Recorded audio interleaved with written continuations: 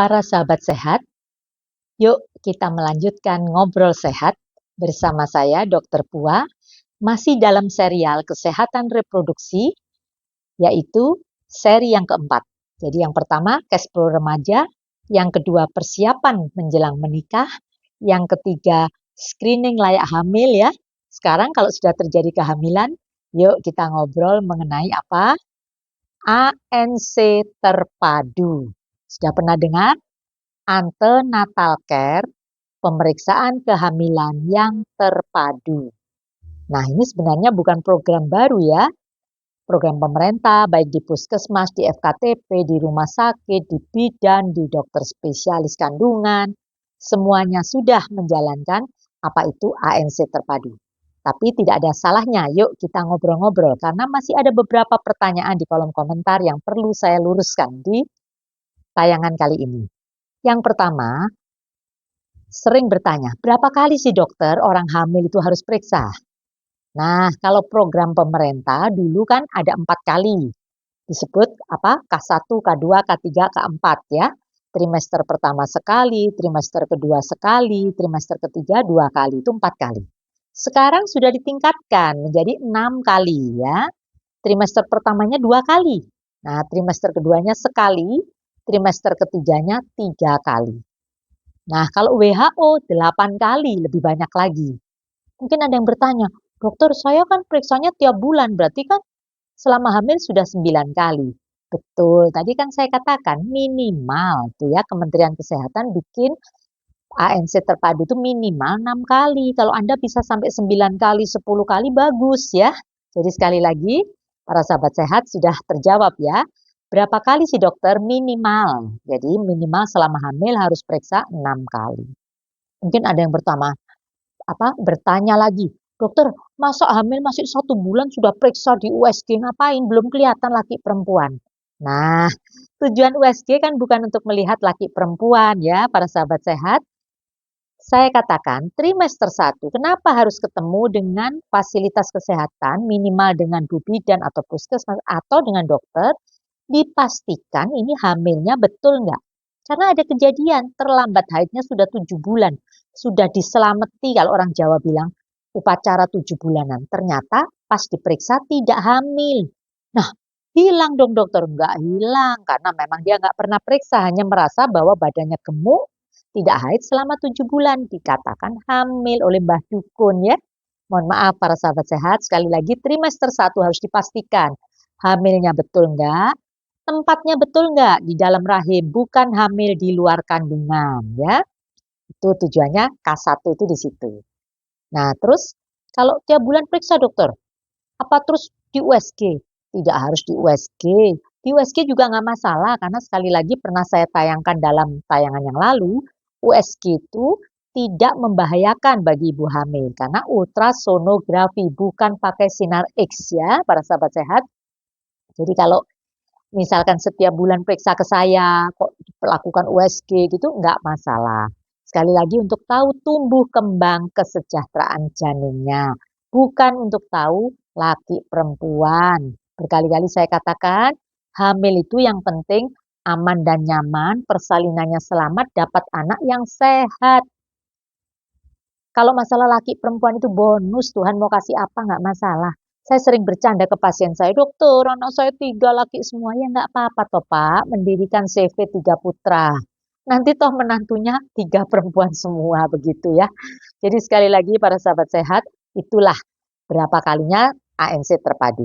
Terus kalau bertanya kok disebut terpadu itu apa dokter? Antenatal care kan pemeriksaan kehamilan. Kok disebut terpadu? Secara definisi adalah pemeriksaan kehamilan yang komprehensif ya, berkualitas, terpadu dilakukan oleh siapa? Tim yang profesional, tidak hanya dokter kandungan. Tim profesional itu bisa bidan, bisa dokter umum, bisa juga terpadu ada dokter gigi juga. Loh, ngapain dokter hamil kok pakai dokter gigi? Penting ya pemeriksaan gigi pada ibu hamil. Karena kadang-kadang karena kekurangan kalsium menyebabkan giginya lubang, giginya goyang ya. Mungkin juga perlu terpadu yang lain, petugas laboratorium, perlu pemeriksaan lab. Mungkin juga perlu apa psikolog atau bahkan psikiater. Lu ngapain dokter, wong hamil kok periksa ke psikolog, ke psikiater. Pernah dengar orang hamil mengalami juga goncangan kejiwaan, baby blues ya, tidak kita bahas secara rinci kali ini ya. Tapi itu pun perlu tim yang profesional. Oke, sekali lagi definisinya udah tahu, tujuannya udah tahu kan? Untuk memantau kesehatan ibu dan bayi. Agar apa? Mencegah komplikasi ya. Dengan begitu tujuannya selain sudah dideteksi sedini mungkin seandainya ada kelainan kan tujuannya mencegah komplikasi supaya tidak jatuh dalam kehamilan risiko sangat tinggi. Kemudian yang paling penting tentunya bisa menurunkan AKI dan AKB. ANC terpadu yang bagus bisa menurunkan angka kematian ibu dan angka kematian bayi. Yang tidak kalah pentingnya dalam ANC terpadu itu dipersiapkan juga seorang ibu untuk apa? Menghadapi persalinannya. Persalinan itu kan bisa persalinan normal maupun persalinan berbantu. Aduh dokter kok jadi takut? Enggak. Sekali lagi saya katakan persalinan itu kita selalu mindset positif berjuang untuk persalinan normal. Bila sudah saya tayangkan di lalu, aduh ya tayangan yang lalu kan, tips dan trik untuk bisa partus normal.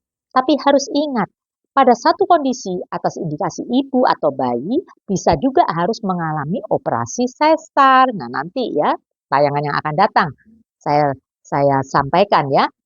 Mengapa sih dokter kok harus operasi sesar? Itu pertanyaan juga dari salah seorang netizen di kolom komentar ya. Jadi sekali lagi menghadapi persalinan itu perlu dipersiapkan sejak ANC.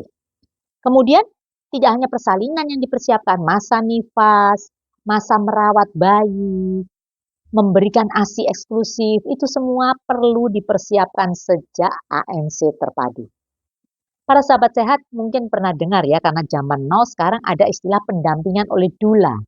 Doula itu bukan dokter, bukan bidan, tapi seseorang yang memang concern mendampingi sejak masa hamil, persiapan seperti kelas ibu hamil begitu, sampai dengan persalinan, sampai dengan nifas, sampai dengan merawat bayi. Sebenarnya sejak dulu pun di puskesmas pun sejak saya jadi kepala puskesmas tahun 90-an, jadi sudah berapa tahun yang lalu ya. Tahun 90-an berarti sudah 35 tahun yang lalu itu sudah ada kelas ibu hamil. Di situ dipersiapkan seorang ibu mengenai tahapan-tahapan kehamilan. Kalau hamil muda mual muntah itu bagaimana mengatasinya.